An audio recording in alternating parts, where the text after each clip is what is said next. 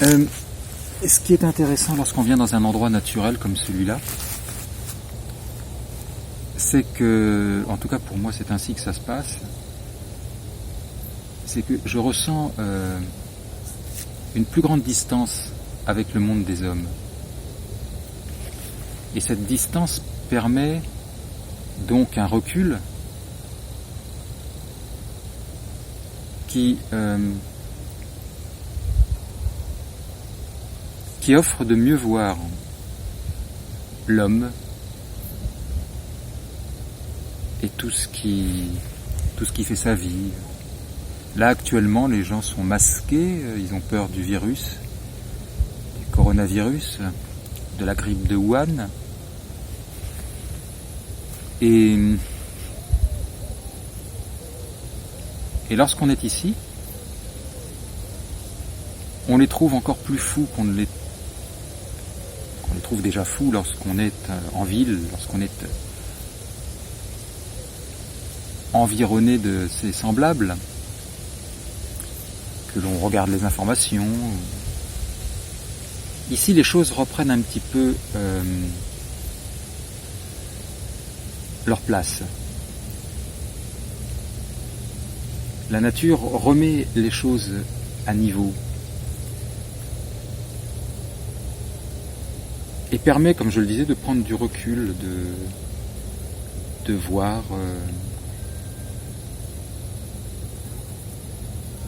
voir ce que l'on voyait déjà au milieu des hommes, mais de le voir peut-être encore mieux, comme je le disais. C'est ça, c'est une chouette ou un hibou, ça. Il y en a deux. Et donc, les gens sont fous, complètement fous. Ils mettent un masque, ils prennent tout un tas de mesures, de réglementations, toutes plus paranoïaques, absurdes, exagérées, démesurées les unes que les autres. Je ne dis pas qu'il ne faut pas faire attention du tout, mais enfin, c'est véritablement une folie générale qui se fait emparer de tout le monde. Et ici, le lieu est régi par d'autres règles, par d'autres lois que celles de l'asile de fous d'où je viens là.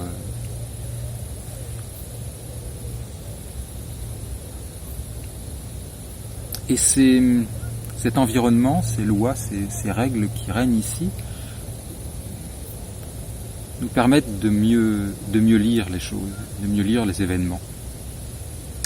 Oui, les gens sont fous, ils sont fous parce qu'ils ne sentent plus, parce qu'ils ne comprennent plus, parce qu'ils n'ont plus de repères, ils ne savent même pas qui ils sont, ils ne savent pas ce qui les commande, ils ne savent pas ce qui ordonne les choses. Alors je ne dis pas que personnellement je vois et je ressens tout, mais quand même, j'ai toujours été en décalage avec la manière de voir des gens en général. Parce que je le sais, et tout cela se confirme d'année en année, tout ça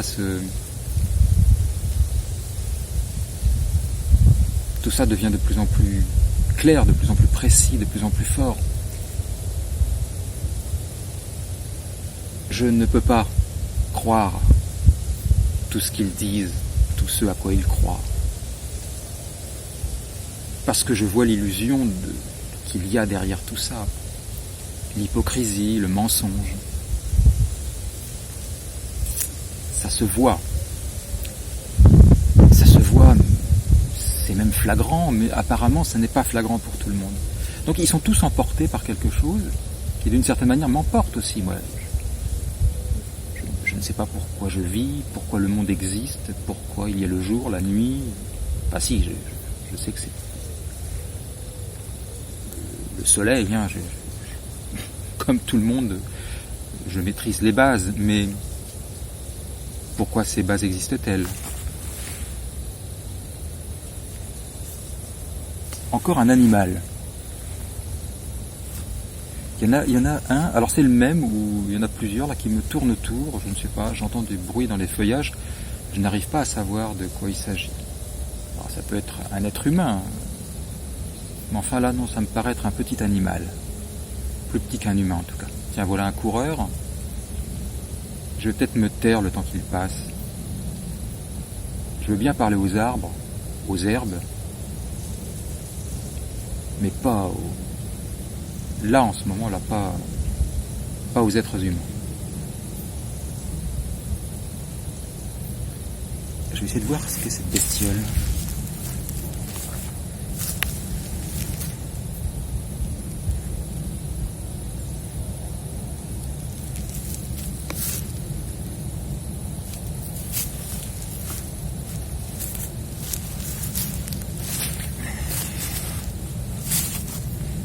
Je ne l'entends plus.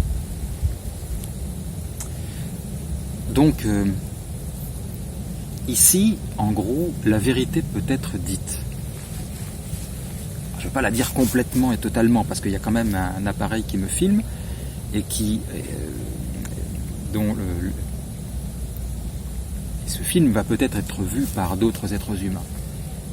Et nous savons, enfin beaucoup de gens savent, je pense, que l'animal dont il faut le plus se méfier au monde, c'est l'homme. Donc, si la caméra n'était pas allumée, je pourrais peut-être dire, et je le dirais plus bas de toute façon déjà, je parlerai moins fort, mais je dirais plus de choses. La vérité, on ne peut pas la dire. On ne peut pas la dire aux hommes. Ils la détestent. Ils ont beau se vanter de l'aimer, de vouloir la défendre. C'est un mensonge, évidemment. C'est totalement faux. L'homme déteste la vérité. Il la déteste. Il dit détester le mensonge, mais il déteste bien plus la vérité. Et en fait, il aime le mensonge. Parce que le mensonge est plus souvent flatteur. Donc, voilà. La vérité n'est qu'un mot. C'est qu'une manière de briller, de se donner une bonne opinion à soi-même en disant qu'on aime cette vérité, de donner une bonne opinion aux autres. Mais ça n'est qu'un mot. On n'emploie qu'un mot, on ne fait virevolter qu'un mot. On jongle avec ce mot, on fait des numéros avec ce mot, mais c'est une coquille vide. La vérité, ce qu'est la vérité en tant que contenu, et non pas en tant que contenant, n'intéresse personne. Et je dirais même, l'homme lutte ardemment, farouchement, je dirais plutôt, contre ce contenu. Évidemment, encore une fois, la vérité ne flatte pas son orgueil. Mais voilà, donc ce monde masqué, ce monde alcoolisé, ce monde barricadé, ce monde derrière des visières, derrière des paravents en plexiglas, ce monde de plus en plus artificiel, alors que les gens disent aimer le retour aux sources, à la nature, toutes ces contradictions, toutes ces incohérences, multiples, par centaines, par milliers. Voilà, tout est fou, et ici, plus rien n'est fou. Alors, les règles de la nature sont impitoyables. Si je reste ici, si on me laisse ici et qu'on ne me permet plus de retourner en ville, de retrouver ma vie sociale, je vais être très rapidement en danger de mort. Comment manger, comment boire, voilà, la nature est belle, mais je crois que c'est Schopenhauer qui disait ça, que quand on lui disait, puisque on voulait mettre à l'épreuve son pessimisme, je dirais, on lui disait, mais enfin, le monde, regardez, tout cela est beau, il y a de belles choses quand même. Il dit, oui, bien sûr, c'est beau, mais c'est autre chose que d'y vivre. Et oui, tout est là. Mais bon, de toute façon, toutes ces choses ne sont que des symboles. La nature, tout ce que nous voyons autour de nous, ce ne sont que des pensées, ce ne sont que des idées, ce ne sont que des symboles. ce n'est que de l'énergie symbolique. Ce n'est rien d'autre que de la pensée mise en forme, qu'une idée mise en forme. Il est tout à fait possible que le monde ne soit qu'un esprit finalement. C'est tout à fait possible, oui, mais un esprit capable de transformer ses pensées en images, Ah voilà encore quelqu'un qui passe, je vais me taire un petit peu. Je vais regarder ma plume. Dis-moi, plume.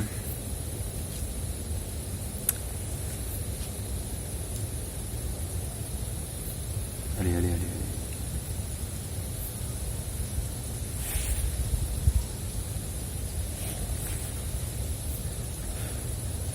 Ah, voilà deux autres personnes qui arrivent.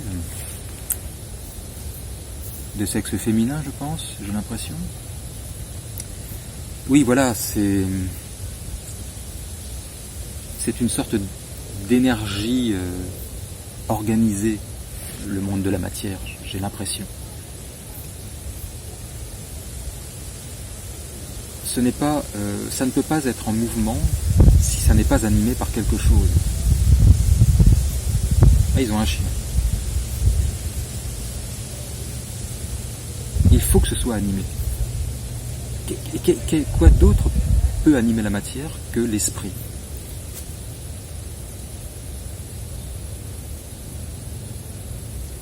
Le chien n'en revient pas.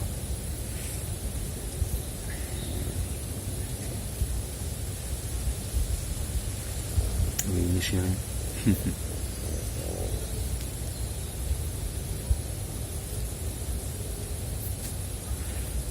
Ah, le toutou. Le petit toutou qui se promène dans la forêt.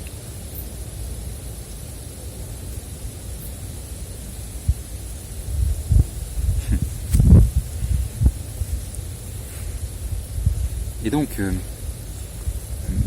j'ai l'impression que s'il n'y avait pas de... La matière ne bougerait pas, ce serait une sorte de chose inerte, si elle n'était pas animée par une énergie. Parce que ça bouge, je veux dire, dans le sens où les arbres poussent, le vent passe, les nuages passent, le soleil brille, tourne, enfin, ça fonctionne. Je veux dire, c'est une machine qui est en fonction, qui est en route. Et ça ne tourne pas tout seul. Il faut de l'essence, si je puis dire. Donc il y a une énergie. L'essence, c'est de l'énergie. La voiture avance parce qu'elle a de l'essence, ce qui produit son énergie motrice. Donc là, il y a une énergie qui fait tourner tout ça, qui fait fonctionner cette machine. Cette énergie, dont je disais de l'essence, mais évidemment que c'est pas de l'essence. Et comme on ne peut pas, on ne la voit pas, cette énergie. Mais on sait qu'elle est là puisque la machine tourne, puisque le monde fonctionne. Donc c'est qu'il y a une énergie pour le faire tourner. Et si ce n'est pas de l'essence, si ce n'est pas du charbon, si ce n'est pas un quelconque carburant, si c'est quelque chose d'invisible, qu'est-ce que c'est? C'est pas le vent, le monde n'est pas un moulin à vent. C'est donc une énergie qui doit être spirituelle, qui doit être de l'ordre de la pensée.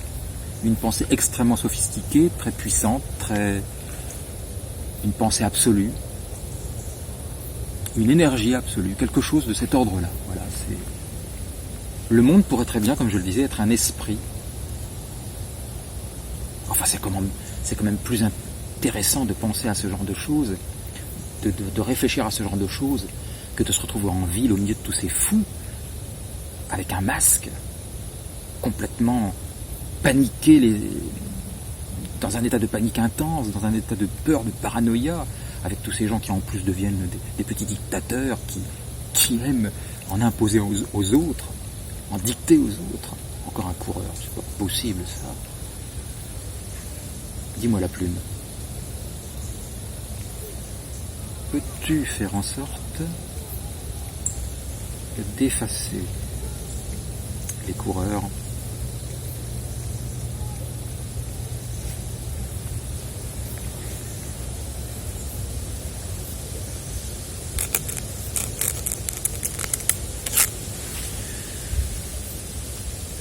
Oui, voilà, c'est tout ce monde, ce monde de panicards, de gens qui finissent par être effrayés par leur ombre, et qui, il y a encore quelques mois, vous disiez qu'il fallait être dans la confiance, qu'il fallait être ouvert, qu'il fallait recevoir la vie, les autres, et qui là, d'un seul coup, se cadenasse derrière un masque, se cadenasse derrière du plexiglas, derrière des visières, derrière des... C'est absolument incroyable. L'homme, on ne peut pas faire confiance à l'homme, on ne peut pas s'appuyer sur lui. Il est trop versatile, il est trop changeant, il ne pense pas par lui-même, il ne voit pas par lui-même, il croit penser, mais il ne pense pas, puisque ce qu'il affirmait, ce qu'il jurait être le socle de sa pensée, le socle de sa vision des choses, d'un seul coup, ce socle est remplacé par un autre. Donc, qu'est-ce que l'on doit croire? Eh bien rien, justement. Ils sont trop friables, ils sont trop volatiles. Il n'y a rien à... On ne peut pas s'appuyer sur eux. On ne peut pas. Et là, la folie dans laquelle ils sont tombés, évidemment, comme c'est de la folie, on ne peut donc plus les raisonner, ils sont donc devenus inaccessibles à la raison. Eh bien, tout cela montre que tout ce qu'ils disaient, tout ce qu'ils juraient croire, eh bien, ils n'y croient plus là d'un seul coup. Ils passaient leur temps à dire que il ne fallait pas être dans l'aigreur, il ne fallait pas être dans le, comment dire, la peur de l'autre, la peur des choses, la peur de la vie. Et là, ils ont tous peur ils ont peur de tout. Ils ont peur d'absolument tout. Et si encore ils avaient peur de quelque chose d'extrêmement dangereux. Mais non, car ce qui est extrêmement dangereux, et il y a des choses extrêmement dangereuses dont ils devraient se méfier, dont ils devraient avoir peur, qui devraient les terroriser justement, et ça ne les terrorise pas. Alors je ne donne pas de détails, je ne dis pas exactement à quoi je pense. Les plus malins, enfin en tout cas les plus intelligents plutôt, comprendront. Eh bien, ils ont peur d'une chose qui ne devrait pas les effrayer plus que ça, dont ils devraient se méfier, parce que c'est une maladie, évidemment, il faut s'en méfier, comme toutes les maladies, mais il y a d'autres choses qui devraient les terroriser, qui ne les terrorisent pas, et des choses auxquelles ils ne pensent même pas, alors que ça devrait, là, occuper leur esprit. Donc, ils sont dans un état de bêtise, c'est ça qui est triste, de naïveté, de bêtise, de crédulité, un temps extrême. Et on voit bien que la société est en train de s'écrouler, que tout est en train de s'écrouler, parce que ça reposait sur du faux, et que tout était truqué, tout était... Et c'est ça qui apparaît, c'est que c'est le faux qui s'écroule sur leur tête. Et alors qu'ils ont peur de la mort, qui pourrait leur être, je dirais, inoculée par cette maladie, la mort qui pourrait les abattre, et qu'ils semblent vouloir à tout prix qu'elle n'arrive pas, ils se comportent de telle sorte qu'ils sont en train de tuer l'économie de leur pays, de faire dysfonctionner gravement les choses, c'est encore un animal, et ce qui risque de faire s'écrouler tout leur système, je veux dire leur économie. Tout risque de s'écrouler, et cela, ils devraient en avoir peur. Alors je ne dis pas qu'il faut être un chantre de l'économie dans le sens où un chantre de la production, il faut produire, vivre la société économique, industrielle. Non, c'est pas ça, mais néanmoins, une cité a besoin de fonctionner assez librement, je dirais. Je ne sais pas quel autre mot choisir, enfin aucun autre ne me vient là sur le moment, mais il faut laisser fonctionner la cité pour que, même si elle fonctionnait pas très bien malgré tout déjà, mais là il risque de créer des problèmes, les pertes d'emplois, les entreprises qui vont fermer, ça risque d'être catastrophique là pour le coup. Et ils sont omnubilés par leur virus, ils ne voient que ça, ils ne peuvent plus mourir d'autre chose que de ça.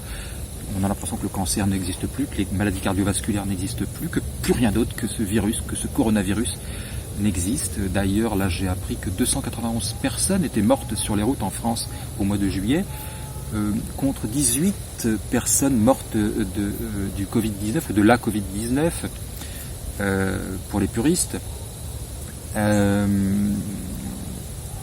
Donc la route est beaucoup plus dangereuse que la grippe de Wuhan.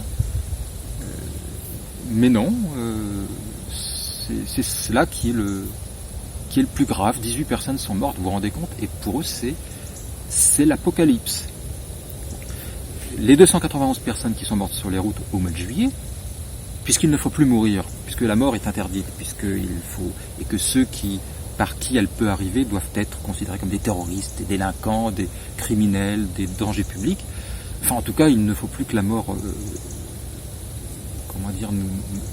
s'empare de nous. Il ne faut plus il ne faut plus qu'elle puisse s'emparer de qui que ce soit. Et donc, alors voilà, la route a tué beaucoup plus de personnes au mois de juillet. Les routes, il y a eu beaucoup plus de morts sur les routes au mois de juillet que par la contamination du coronavirus. Donc, interdisons la circulation. Voilà, soyons logiques et cohérents jusqu'au bout. Mais là, ce que je fais, ça ne sert à rien. À partir du moment où les gens sont fous, ils sont inaccessibles à la raison. Ils ne peuvent plus comprendre. Et c'est ça que l'on voit, c'est que tout est en train de s'écrouler. C'est grotesque. Il y a quelque chose de ridicule dans tout ça. L'homme devient sa propre... Il devient sa propre marionnette. Enfin, il devient une marionnette de plus en plus grimaçante. Tout devient de plus en plus bête. Moi, je me fais l'effet d'être un imbécile quand je rentre dans un magasin ou dans une banque avec un masque et que je m'adresse à quelqu'un derrière un paravent en plexiglas et elle-même un masque, voire une visière. Je me dis, mais nous sommes grotesques, nous sommes ridicules. Le monde est en train de se moquer de nous. Enfin, on va nous éliminer. On est en train de s'éteindre. Si on en est là, si face à ce virus, on réagit de cette manière-là, mais alors face à quelque chose de beaucoup plus grave, qu'est-ce que ça va être? On ne supportera pas. On a l'impression que c'est l'effondrement de quelque chose, effectivement, que tout va s'écrouler, que nous dégénérons complètement, que nous sommes en fin de piste, en fin de route. C'est incroyable. C'est ça.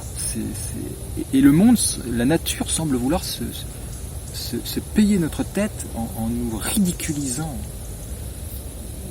totalement. Je vois les règles, enfin j'ai vu là dernièrement, aujourd'hui je crois, quelqu'un qui, dans une grande surface, travaillait un magasinier, il travaillait avec un masque, donc il avait mis le masque était juste sous le nez, il descendait jusque sous le nez. Les gendarmes sont intervenus, c'est dans la région de Nice, je crois, dans un Carrefour, un magasin Carrefour. Les gendarmes sont intervenus, on voit, j'ai vu les images qui ont été prises par la caméra de surveillance du magasin. Ils s'emparent de lui, mais comme on attrape un terroriste. C'est assez brutal, assez violent. Ils veulent le menotter, il se débat parce qu'il dit je ne suis pas un criminel. Enfin bon, il se cogne un peu contre les étalages. Voilà, enfin c'est assez remuant et finalement ils lui mettent les menottes, ils l'emmènent et ils le mettent en garde à vue parce qu'il a un masque, le masque est sous le nez. Mais je pense vraiment qu'il n'y a rien à faire. Ah, voilà encore un coureur ou une coureuse. Je pense qu'il n'y a rien à faire. Ça ne sert à rien d'expliquer, d'essayer de raisonner. On ne raisonne pas des fous, encore une fois. Ça ne sert à rien. Il faut laisser les choses passer. Oui, passer.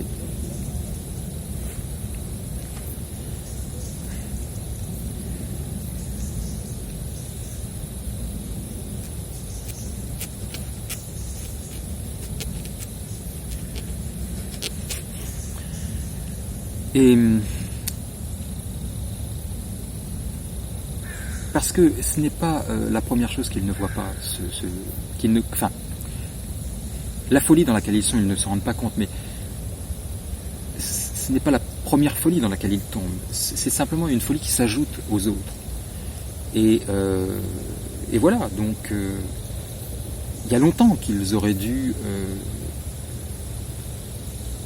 comprendre ce qu'il y a à comprendre, voir ce qu'il y a à voir, mais ils ne peuvent pas. Ils ne peuvent pas parce qu'ils sont dans l'illusion, parce qu'ils sont dans le mensonge, parce qu'ils sont dans le faux et qu'ils sont dans l'hypocrisie. Ils ne peuvent pas. Ils ne peuvent pas. Donc ça gesticule dans tous les sens, ça devient effectivement, comme je le disais, de plus en plus grotesque, de plus en plus absurde, de plus en plus délirant, mais vous n'y pouvez rien. Vous n'y pouvez rien, c'est un raz-de-marée. On ne se met pas face à un raz-de-marée en écartant les bras. Qu'est-ce que vous voulez qu'il se passe si on fait ça? Le raz-de-marée nous emportera. Donc on ne peut pas l'arrêter. C'est pas du défaitisme, c'est simplement la réalité. Donc il faut venir dans cette nature-là et se demander ce que les arbres peuvent penser de tout ça. Ce que la nature peut penser de tout ça. Je ne les entends pas rire, mais bon. Non, mais voilà.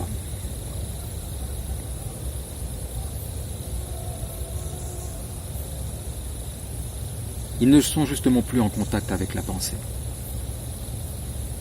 Avec cette énergie, avec... Lorsque vous vous aveuglez,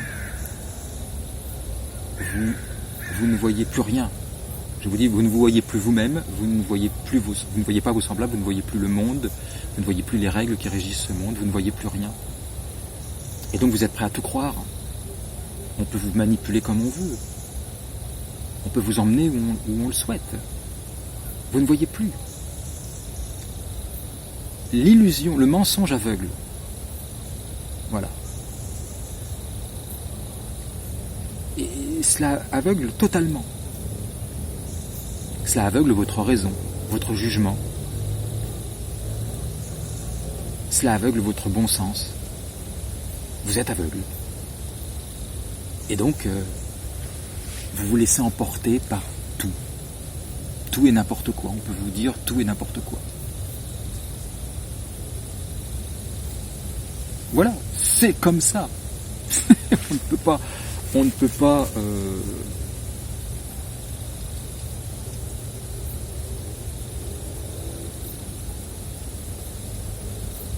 il faut faire ce que l'on a à faire et laisser les choses se dérouler. Essayez malgré tout, je ne dis pas qu'il ne faut rien essayer de faire, que les gens les plus lucides doivent essayer, mais qu'ils ne s'emballent pas, ça ne va pas donner grand chose à mon avis, mais il y a une mécanique, il y a un ordre des choses. Nous sommes plus emportés par quelque chose que en train de contrôler ce quelque chose. Nous sommes contrôlés nous-mêmes par quelque chose. C'est nous qui sommes contrôlés. Là, nous sommes emportés par le mouvement de la vie, le mouvement des choses, le mouvement des étoiles, de l'univers. Nous sommes dans cette mécanique-là, nous tournons avec. Et là, c'est le moment de la folie. Et les choses sont inscrites comme ça, sont écrites comme ça, elles doivent se dérouler comme ça. S'y opposer ne sert à rien. Il faut essayer d'accompagner, il faut essayer de naviguer sur cette mer houleuse, au mieux. Moi, comme je le disais à quelqu'un dernièrement, j'aimerais bien descendre du bateau rempli de fous sur lequel je me trouve. Mais ce bateau est en pleine mer. Et si je descends de ce bateau, je vais me noyer. Donc je suis obligé de rester sur ce bateau avec les fous qui s'y trouvent. L'équipage est fou, les passagers sont fous, le personnel est fou. Et on doit rester sur ce bateau. On n'a qu'une envie, c'est d'en descendre, mais on ne peut pas. Bon, il y a des petites bêtes, on va y aller avant que les ours et les renards arrivent. Voilà. Bah écoutez, merci, j'espère que ça n'a pas duré trop longtemps. Je reprends ma plume et je m'en vais. Ah, j'aurais dû prendre un arc et des flèches.